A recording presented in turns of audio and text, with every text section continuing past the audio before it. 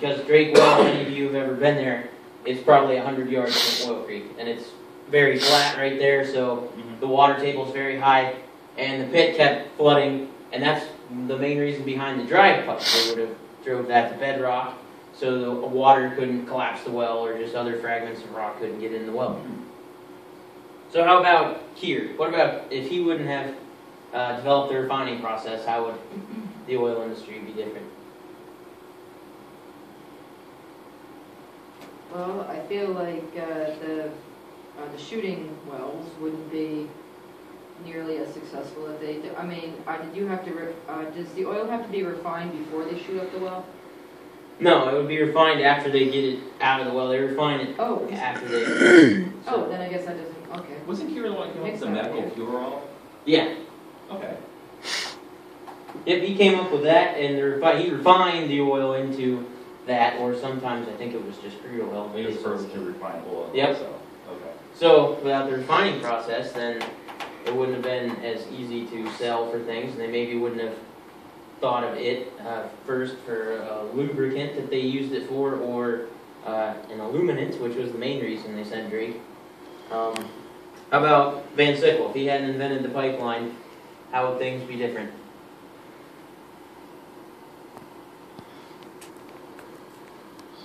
We wouldn't have pipelines? Right, so if we didn't have pipelines, it would still be more expensive. Actually, in Pithole, when he invented the pipeline, the Teamsters were charging more to haul the oil than what they could get for the oil once it got to where it was going. So if that had continued, then maybe the process would have stopped, maybe the industry would have stalled a little bit. And also, there's thousands and thousands of miles of pipelines across the country now. You may have heard of the Alaskan pipeline, a great big pipeline that runs from Alaska down to the lower 48.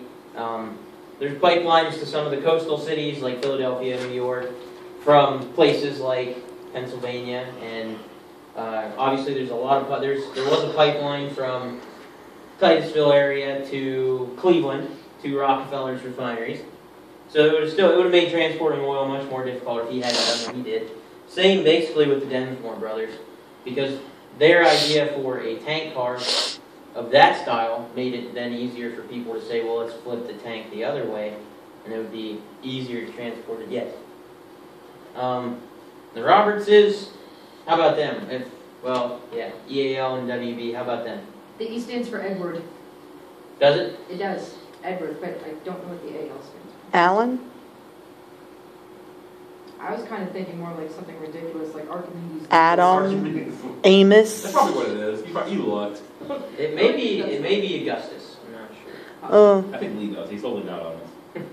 Edward I don't know Augustus. what his stands for. I've never known that. Yeah, but I do know that Leopold. Colonel. Edward Augustus Leopold. They called him a colonel, but he wasn't really a colonel. They just gave him that title so people in Titusville would kind of look up to him and hold him in a higher regard.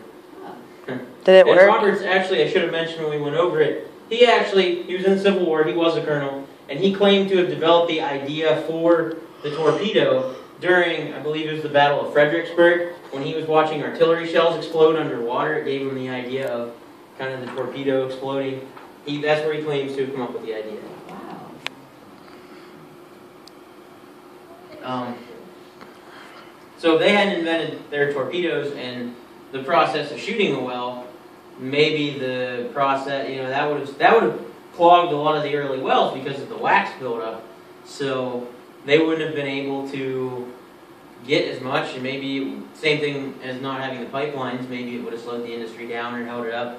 It would have been a little delayed from what it was. It wouldn't have come around as fast as it did. And their process was kind of the forerunner to today's fracking process that I'm sure you've all heard about. And now it involves a much more detailed and intricate process than just throwing an explosive down the well. And how about Rockefeller? How would things have been different if Rockefeller wouldn't have created Standard Oil and made oil into a big business, nonetheless? He was the first to expand it, right? Yep. So without expansion, then people... Yeah, without him kind of taking it along, it might not have been as gotten as big as fast as it did. And also the newspapers and like the free advertising. Yep, yeah, there was actually one gentleman named P.C. Boyle who for a long time was anti-monopoly, anti-Rockefeller, but then he got put in charge of the Oil City Derrick, which was kind of ran not directly by, but it was controlled by, in secret, John D. Rockefeller. And his stance changed on Rockefeller and monopolies after that because he was paying the bills. So there's a few examples of how he did things like that to make people see him in a better light. Do you think the automobile industry would have taken off nearly as much if Rockefeller hadn't made the oil production so huge? That's a good point. I think Henry Ford would be. Yeah, he wouldn't be too happy. He'd be like, come on, man, give me my oil. He's got all these cars. It's like, all these cars, we need to move them. Whatever, it's Ford anyway. I made the damn assembly line. Come on.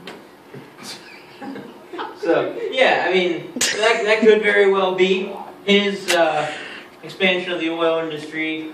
It was before the internal combustion engine, so it very well could have contributed to using oil as fuel for the internal combustion engine. Before that was invented, gasoline was actually a waste product in their refining process, and a lot of the times they would just dump it back into the creek. So. Oh, that's cool. Oh. Didn't they try and use it as an illuminant? No, that was I think, well, they tried that was crude oil. kerosene. They tried crude oil, and I think they did try gasoline, but those were... Didn't it blow up? Yeah, there was a lot of fires. No big deal. So let's see here. So can you see kind of the relationships between all these guys and the oil industry as a whole, what they did, how things progressed from each of them, how important they were? Mm-hmm. So, let's see, I think we've mentioned it, but Drake kind of got the whole thing started. Kears refined things, and Van Sickle and the Densmore brothers were responsible for transporting it. The Robertses were responsible for making access to it a little easier, kind of in the same vein as Drake, except they invented a secondary process to that. And then Rockefeller kind of was responsible to taking the whole thing and making it into a great big deal instead of just, I mean, it was more than a local thing. Oil kind of replaced cotton as one of the chief exports of the United States during the Civil War because cotton was in the South. So they lost that and oil kind of took its place. So it was big before Rockefeller, but he helped to make it even bigger. And then there's some of his interests moved to Texas and things like that when they discovered oil down there. So he kind of expanded it further west, and eventually it expanded overseas. Now we know that wars are fought over oil in the Middle East, and there's debates about the drilling in the wildlife reserves in Alaska, and it goes offshore in different places. So, for homework, I want you guys to choose one person and from this discussion today, and in 2 to 3 paragraphs, explain why you think that their contribution was the most important to the industry. And I guess I'll see you guys tomorrow. Mm-hmm.